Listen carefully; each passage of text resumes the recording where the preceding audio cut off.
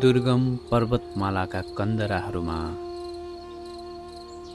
एउटा अलौकिक बजार छ, जहाँ तिमी आफ्नो सांसारिक कोलाहल र अशान्तिलाई अर्पण गरेर शाश्वत ज्योतिको खोज गर्न सक्छौ।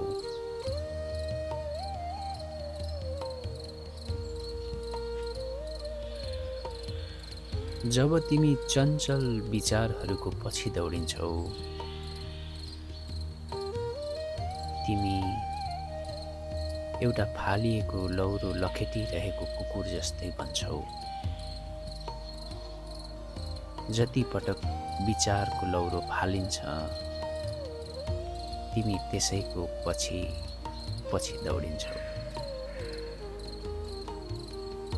त्यसको सट्टा एउटा सिंह जस्तै बन,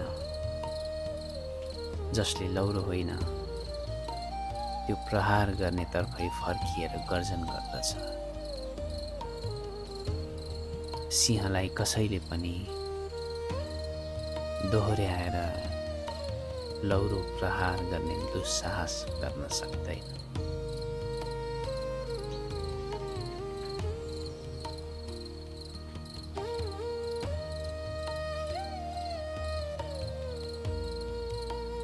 विचारहरूको मध्यमा रहने त्यो रिक्ततामा नै निर्विकल्प प्रज्ञाको अखण्ड ज्योति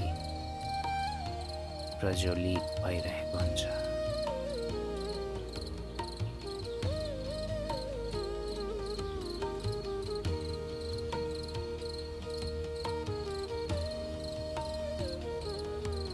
दिवाकालको मानसिक चञ्चलताले एउटा यस्तो सुसुप्त संस्कार निर्माण गर्छ, जुन रात्रिमा अर्धचेतन मनद्वारा भ्रमित स्वप्न दृश्यहरूमा रूपान्तरित भएर आउँछ। यसैलाई सपनाको मायावी बार्डो भनिन्छ।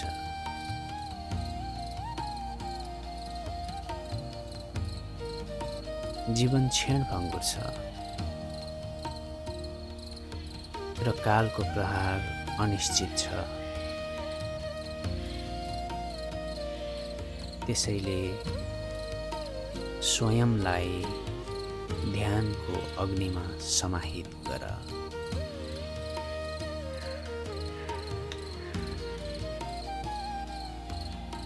अकुशल कर्मबाट टाढा रहेर आफ्नो सम्पूर्ण सामर्थ्यले पुण्यको सञ्चय गर।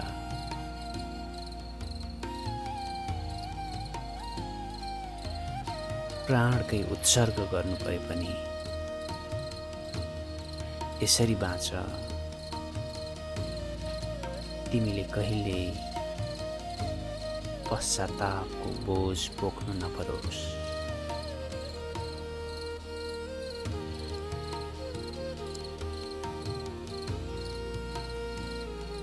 म भित्र न धनको तृष्णा छ, न त वैभवको अभिलाषा। त्यसैले म पूर्ण छु।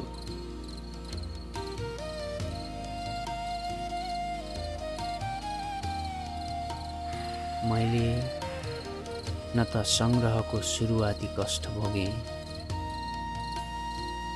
न त संरक्षणको मध्यकालीन चिन्ता, न त विनाशको अन्तिम पीडा।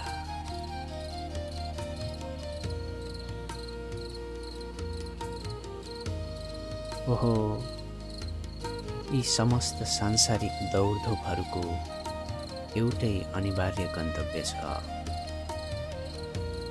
त्यो हो दुःख।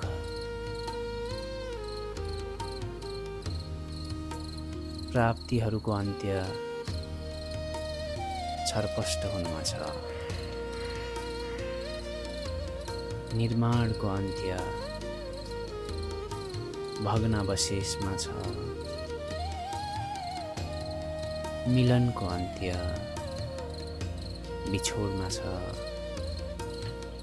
र जन्मको अन्त्य मृत्युमा। यो शाश्वत सत्यलाई, यो ध्रुव सत्यलाई आत्मसात गरी सुरुदेखि नै मोहको त्याग गर्नुपर्छ। गुरुको आज्ञा सिरोपर गरी सत्यको साक्षात्कारमा लीन हुनु नै सर्वोत्कृष्ट धर्म हो।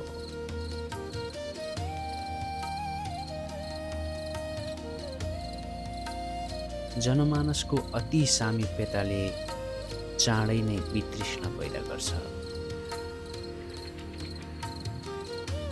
यस्तो निकटताले अन्ततः द्वेष र घृणाको बिउ रोप्छ। धेरै समय सँगै रहँदा एक अर्कासँग असीमित अपेक्षा राख्नु मानवीय कमजोरी हो।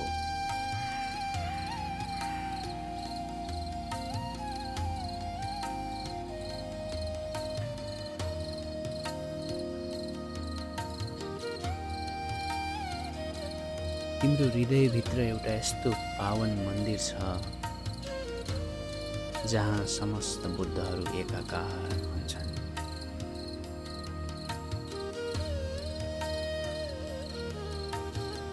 आफूलाई विनय र सानो बनाऊ। तिमीले स्वत महानताको शिखर छुम्नेछौ।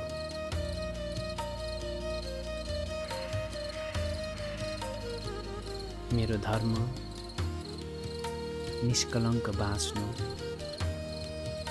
र बिना कुनै पछुतो मर्नु हो।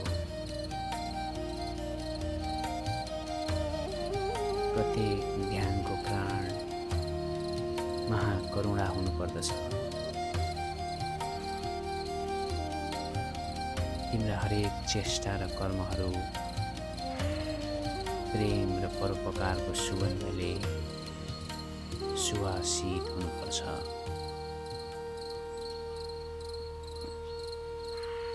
प्रेम र करुणाको निरन्तर चिन्तनले गर्दा आज मैले स्व र पर, म र अरू बीचको लक्ष्मण रेखा नै बिर्सिसकेको छु। सिद्धिको लोभमा नपर, केवल अविचलित साधना गर। संसारको यो चक्र त अनन्तसम्म चलिरहनेछ। जब तिमीले गुरुबाट गुह्य उपदेश प्राप्त गर्छौ तब एकाग्र चित्त भई सत्यको बोध गर्न विलम्ब नगरी अघि बढ।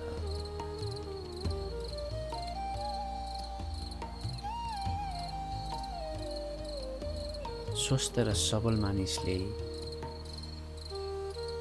सङ्कटको बिजुली नचम्कुन्जेल रोगको बारेमा सोच्दैन। कसले सोच्छ र मृत्युको बारेमा जबसम्म त्यो कालको गर्जन झैँ आइपुग्दैन। त्यही मृत्युको भयले मलाई पटक पटक एकान्त पर्वतहरूतिर डोर्यायो जहाँ मैले कालको अनिश्चिततामाथि गहन ध्यान गरेँ। जब मैले मनको त्यस अजन्मा र अविनाशी किल्लालाई प्राप्त गरेँ तब मृत्युको सम्पूर्ण त्रास सधैँका लागि अन्त्य भयो। मलाई अब केही आर्जन गर्नु छैन, न त केही खोज्नु नै छ। यो दृश्य जगत त केवल कुहिरो र हुस्सुको पर्दा मात्र हो जसले सम्पूर्ण प्रपञ्चलाई आफ्नै मनको प्रतिबिम्ब ठान्छ र प्रत्येक भेटलाई मैत्रीपूर्ण देख्छ। ऊ सधैँ परमानन्दमा रहन्छ। बुद्धत्वको परम पद प्राप्त गर्न हामीले यस जीवनका क्षुद्र अभिलाषाहरूलाई हावामा उडाइदिनुपर्छ।